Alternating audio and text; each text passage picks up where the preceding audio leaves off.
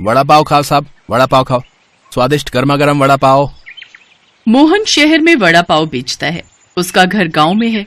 वड़ा पाव बेचने के लिए वो हर रोज सामान लेकर ट्रेन में 3 घंटे का सफर तय करता है। लेकिन आजकल उसका व्यापार कुछ ठीक से नहीं चल रहा है। उस वजह से मोहन हमेशा परेशान रहता है। अरे मोहन, व्यापार कैसा चल रहा तुम्हारा भाई? क्या बताएं साहब, कुछ खास नहीं। पहले तो बहुत अच्छा चलता था, लेकिन ये शॉपिंग मॉल जब से शुरू हुआ है तब से व्यापार थम सा गया है। हाँ, शॉपिंग मॉल के अंदर वड़ा पाव मिल रहा है। हाथ में ग्लव्स और सर पे टोपी पहनकर वड़ा पाव बना रहे हैं, इसीलिए सब लोग वहां से ही खा रहे हैं। अच्छा, मतलब सर पे टोपी पहनकर वो लोग लोगों को टोपी पहना रहे हैं। लोग शॉपिंग मॉल के एसी कमरे में बैठकर खाना पसंद कर रहे थे और मोहन रास्ते पर खड़ा होकर वड़ा पाव बेचता था। मोहन का पूरा परिवार उसी के ऊपर निर्भर करता था। उसकी बीवी सरला, उसकी बेटी राधा और उसकी माँ शांति मोहन के घर लौटने का इंतजार करते थे। मोहन को लौटने में रात हो जाती थी। आज भी मोहन रात के 10 बजे घर लौटा। पिताजी, मेरे खिलौने लाए हो ना? नहीं बेटी, व्यापार कुछ ठीक नहीं चल रहा है। घर के लिए राशन नहीं खरीद पा रहा हूँ, खिलौने कहाँ से लाऊं? लेकिन आपने बोला था कि आप आज खिलौना लाएंगे। चिंता मत कीजिए जी, बच्ची है। घर में सब्जियां खत्म लाए हैं ना? सिर्फ लौकी लाया हूँ, बाकी के पैसे वड़ा पाव के लिए पाव और आलू खरीदने में ही खर्च हो गए। इसका मतलब मेरी दवाई भी नहीं लाया बेटा? हालत बहुत खराब है माँ, कल कोशिश करता हूँ। समझती हूँ बेटा, तू भी कितना ही करेगा। मेरा एक और बेटा होता तो कितना अच्छा होता। ये सुनकर मोहन को दुख पहुंचा। वो ठीक से अपनी माँ का ख्याल नहीं रख पा रहा है। तुम्हें भी नींद नहीं आ रही है क्या? नहीं जी, बहुत चिंता हो रही है। कैसे क्या होगा, घर कैसे चलेगा? माँ जी भी आज बुरा मान गई। क्या करूं सरला, कुछ समझ में नहीं आ रहा है। वड़ा पाव बिक नहीं रहे हैं, पैसे नहीं कमा पा रहा हूं। मैं आपकी कुछ मदद करूं क्या? मैं भी चलती हूँ आपके साथ वड़ा पाव बेचने। हम दोनों अलग अलग जगह पर बेचेंगे। हाँ सरला, ये तो अच्छी बात करी तुमने। कल चलो मेरे साथ। अगले दिन मोहन सरला को लेकर शहर चला गया।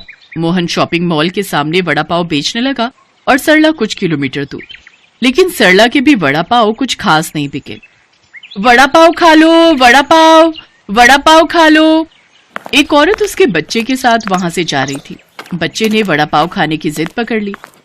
माँ, मुझे वड़ा पाव खाना है, मुझे वड़ा पाव खिलाओ ना। नहीं, घर चल बेटा। खिलाओ ना माँ। दीदी, बच्चा जिद कर रहा है, खिला दीजिए ना, मेरी भी कुछ कमाई हो जाएगी। नहीं नहीं नहीं, रास्ते पर बेचते हो तुम लोग, धूल मिट्टी गिरती है खाने पे। ये सब खाने से तबीयत खराब हो जाएगी। वैसे भी इसमें है ही क्या, आलू का वड़ा है बस, बिल्कुल बकवास।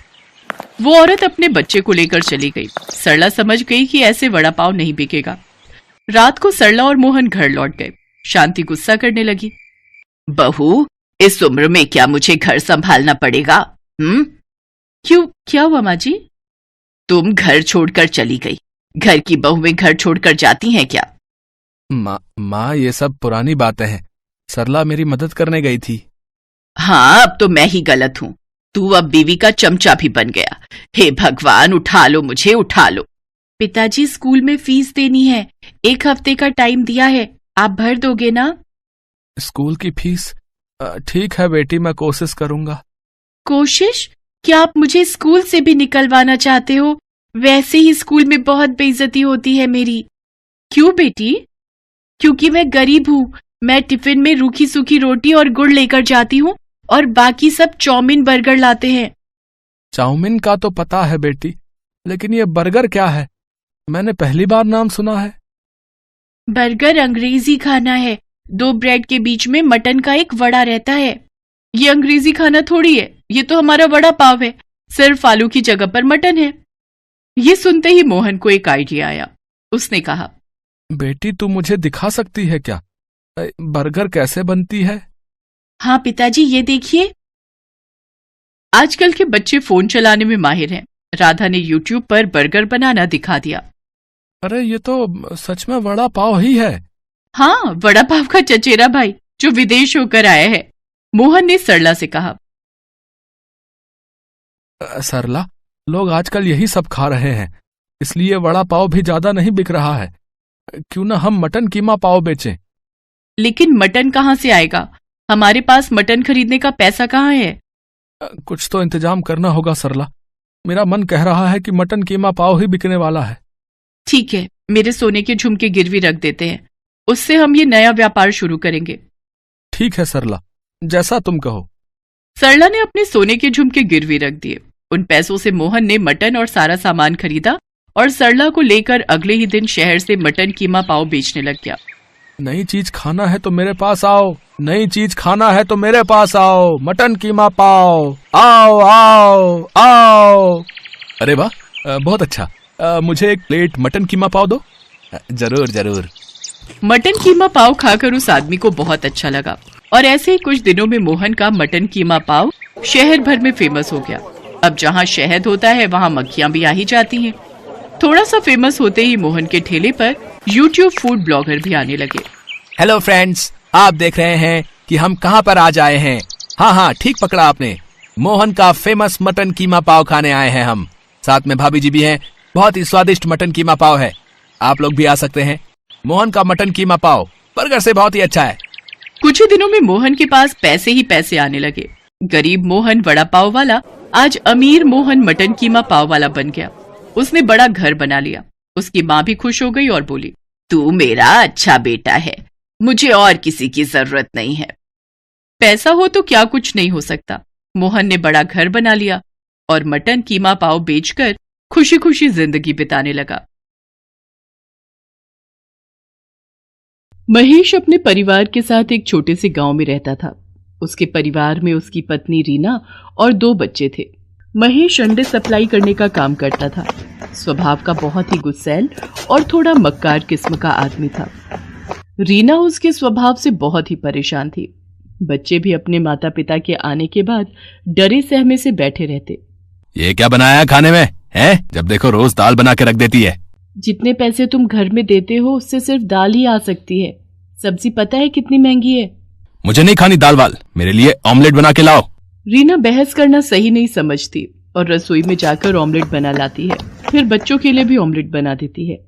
माँ, तुमसे अच्छा ऑमलेट कोई नहीं बना सकता। सच में माँ, तुम्हारे जैसा कोई ऑमलेट नहीं बना सकता। कितना टेस्टी होता है। बस बस, इतना सर पर चढ़ाने की जरूरत नहीं है अपनी माँ को। रीना जो कुछ भी करती है महेश को कभी भी पसंद नहीं आता। छोटी छोटी बातों को लेकर वो रीना से लड़ाई करता रहता। एक दिन दोपहर को बच्चे अभी स्कूल से आए ही थे कि एक आदमी रीना के पास भागा भागा आता है। भाभी, महेश दुकान से पैसे चुरा कर भाग गया है और उसने मालिक से कर्जा भी लिया हुआ है। ये तुम क्या कह रहे हो भैया?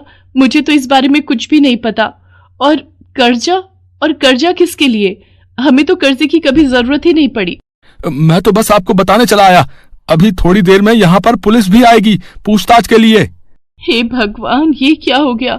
मुझे तो कुछ भी नहीं पता। मैं क्या बोलूंगी? उस आदमी ने तो मुझे कभी कुछ बताया ही नहीं। थोड़ी देर में वहां पर पुलिस पहुंच जाती है। वो रीना और बच्चों से पूछताछ करती है, लेकिन पुलिस जान जाती है कि इन लोगों को कुछ भी नहीं पता। इसलिए वो ये बोलकर चले जाते हैं कि अगर वो घर आए तो हमें इत्तला कर देना। पुलिस के जाने के बाद रीना सर पकड़कर बैठ जाती है। दोनों बच्चे आकर उसके आसपास बैठकर दिलासा देने लगते हैं। माँ, तू क्यों परेशान होती है? तेरे को पता ही था ना कि बाबा कैसे थे। हम है ना माँ, सब मिलकर कर लेंगे। रोते रोते रीना अपने बच्चों को गले से लगा लेती है। अब उसे सामने आगे का समय बिल्कुल अंधकार में दिख रहा था। वो तो पढ़ी लिखी भी नहीं थी कि कहीं नौकरी कर लेती। क्या काम करेगी ये भी वो नहीं सोच पा रही थी। अभी तो वो उस दुख से उबर भी नहीं पाई थी कि महेश धोखा देकर चला गया है। 2-4 दिन इसी तरह निकल जाते हैं। मरता क्या न करता। आखिर में रीना को घर से काम के लिए निकलना ही पड़ा, पर उसे समझ में नहीं आ रहा था कि वो आखिर करे तो क्या करे। शाम के समय वो दोनों बच्चों के साथ बैठी होती है कि तभी, माँ, बहुत तेज भूख लगी है तो हमारे लिए ऑमलेट बना दे, हम उसी के साथ रोटी खा लेंगे। तभी रीना को एक आइडिया आ जाता है। वो जल्दी से बच्चों के लिए खाना बनाकर लाती है और ऑमलेट बनाने का सामान लेकर आती है। अगले दिन सुबह बच्चों के स्कूल जाने के बाद रीना सारा सामान और अंडे की 2 ट्रे और 2 ब्रेड के पैकेट लेकर बाजार में अपनी एक छोटी सी दुकान लगा लेती है। वो पहली बार इस तरह का काम कर रही थी जिसकी घबराहट उसके चेहरे पर भी दिखाई दे रही थी। तभी 2 अंडे का ऑमलेट बना दो, जरा तीखा बनाना और 2 ब्रेड लगा देना, ठीक है? हाँ जी, अभी लीजिए मैं बनाती हूँ। रीना फटाफट तवा गर्म करती है और उसके ऊपर ऑमलेट बनाने लगती है। ऑमलेट बनाकर घर की चटनी के साथ उस आदमी को ऑमलेट खाने को देती है। अरे वाह, मैंने इतनी जगह आमलेट खाया, लेकिन इतना टेस्टी आमलेट है मैंने आज तक नहीं खाया भाई। है और चटनी ने तो 4 चांद लगा दिए भाई। कमाल का आमलेट बनाती हैं आप। हाँ, कमाल का। रीना उसे धन्यवाद बोलती है। तभी एक और आदमी अपने बेटे के साथ आता है। 2 प्लेट ऑमलेट बना दो, एक में तीखा कम रखना, ठीक है? ऑमलेट खाने के बाद वो आदमी भी ऑमलेट की बड़ी तारीफ करता है। भाई मैंने तो आज तक इतना परफेक्ट ऑमलेट नहीं खाया है। मिर्च मसाले का तो इतना परफेक्ट बैलेंस है कि वाह भाई वाह, मजा ही आ गया। ये सुनकर रीना के अंदर थोड़ा सा आत्मविश्वास जागता है। शाम तक रीना काफी सारे ऑमलेट बेचकर घर आती है। बच्चे घर पर उसका इंतजार कर रहे होते हैं। अपनी माँ को पहली बार काम से आता हुआ देखकर वो दोनों भागकर अपनी माँ के लिए पानी और चाय बना लाते हैं। माँ तो कितनी अच्छी है, तुझे हमारी कितनी फिक्र है। बाबा ने एक बार भी हम लोगों के बारे में नहीं सोचा और हमें इस हालत में छोड़कर चले गए। बस मेरे बच्चों, पीछे की सारी बातें भूल जाओ और आगे अपना भविष्य देखो।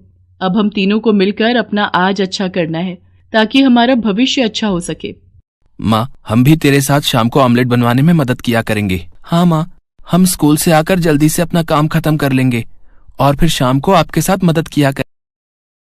तीनों माँ बेटे बड़े हौसले के साथ अगले दिन से अपना काम और अच्छे से शुरू करते हैं। अब शाम को रीना के पास ग्राहकों की भीड़ लगने लगी। अमित और राहुल ग्राहकों को ऑमलेट सर्व करते थे। अब रीना ऑमलेट ही नहीं बल्कि उबले हुए अंडे और अंडे, मसाला ऑमलेट, बटर ऑमलेट और अंडा मैगी बनाने लगी। उसके पास अब हर तरह के ग्राहक आते और बच्चों को खासकर अंडा मैगी बहुत पसंद आती है। तीनों माँ बेटा बहुत मेहनत कर रहे थे। देखते ही देखते उनकी दुकान बहुत अच्छी चलने लगती है और आमदनी भी अच्छी होने लगती है। राहुल और अमित सुबह दिल लगाकर पढ़ाई करते और शाम को अपनी माँ की मदद करते हैं। बस माँ, कुछ दिन की बात है, फिर हम लोग अपनी पढ़ाई पूरी कर लेंगे और कहीं ना कहीं अच्छी नौकरी भी करने लगेंगे। भाई मैं तो नौकरी वोकरी नहीं करूंगा, मैं तो बस माँ के काम को आगे बढ़ा लूंगा। मैं कहता था ना माँ, तुझसे अच्छा ऑमलेट और कोई नहीं बनाता। देखो आज तुम्हारे हाथ का ऑमलेट कितना फेमस है। मेरे बच्चों, मैं जानती हूँ तुम सुबह से लेकर रात तक लगे रहते हो, कितनी मेहनत करते हो। देख लेना, एक दिन भगवान तुम्हारी मेहनत का फल तुम्हें जरूर देगा। धीरे धीरे समय बीतता है और रीना के दोनों बच्चे अपनी पढ़ाई खत्म कर लेते हैं। वो अपनी माँ का साथ इसी तरह देते हुए आ रहे थे। राहुल ने तो पहले से ही ठान लिया था कि जैसे ही उसकी पढ़ाई खत्म होगी वो कहीं अपनी छोटी सी दुकान कर लेगा। माँ, क्यों ना हम लोग मिलकर एक दुकान ले लें। तुम्हारे ऑमलेट वैसे भी लोगों को बहुत पसंद आते हैं। बरसात भी आने वाली है, कितनी बार भारी बारिश की वजह से हम लोग रेडी नहीं लगा पाते। ये बात तो तूने 16 आने सच कही है। बरसात में कई दिन हमारे बगैर कमाई के ही निकल जाते हैं। माँ, राहुल ठीक कह रहा है। कल मैं और राहुल जाकर कोई दुकान देखते हैं, वहीं आसपास ही लोगों को पता चले हम लोगों की एक दुकान भी है। मैं जानती हूँ मेरे दोनों बेटे बहुत समझदार हैं। वो जो भी फैसला लेंगे सही लेंगे। अगले दिन दोनों भाई दुकान देख लेते हैं और किराया देने के बाद वो अपनी माँ के साथ वहां पर अपना काम शुरू करते हैं। अब रीना के हाथों का ऑमलेट लोगों को इतना पसंद आने लगा कि लोग दूर दूर से भी वहां पर ऑमलेट खाने आने लगे थे। वहीं पास में बच्चों का एक इंस्टीट्यूट खुल गया। अब बच्चे वहां पर आते और सीधा रीना की दुकान पर बैठ जाते। राहुल अमित आज भी अपनी माँ की मदद करते हैं। आंटी, अपने हाथ का सबसे तीखा वाला ऑमलेट बनाना। मेरे लिए तो अंडे वाली मैगी बना देना। तूने कभी आंटी के हाथ की अंडे वाली मैगी खाई है? सच में मजा आ जाता है, इतनी टेस्टी कि पूछ मत। घर पर कई बार ट्राई किया पर आंटी के हाथ जैसा स्वाद कभी नहीं आया। अब मैं ज्यादा नहीं सोचती और मैगी खाने सीधा यहीं चली आती हूँ।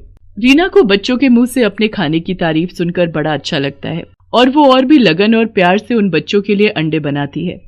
एक दिन रीना सुबह जब दुकान खोलने आती है तो देखती है कि चारों तरफ अफरा तफरी मची हुई है। लोग अपनी अपनी दुकानों से अपना सामान निकाल रहे हैं। अरे भैया जी, क्या हो रहा है? इतना शोर शराबा और ये लोग बाग अपनी दुकान से सामान क्यों निकाल रहे हैं? अरे बहन जी, आप भी अपनी दुकान का सामान जल्दी निकालो। जिस दुकानदार ने ये दुकान किराए पर दी है, यहाँ की सब दुकानें इल्लीगल हैं। हाँ, जिन्हें सरकारी महकमा के लोग बंद करने आने वाले हैं। ये सुनकर रीना अपना सर पकड़ लेती है कि अभी तो थोड़े से हालात सही होने शुरू हुए थे, अब ये क्या हो गया?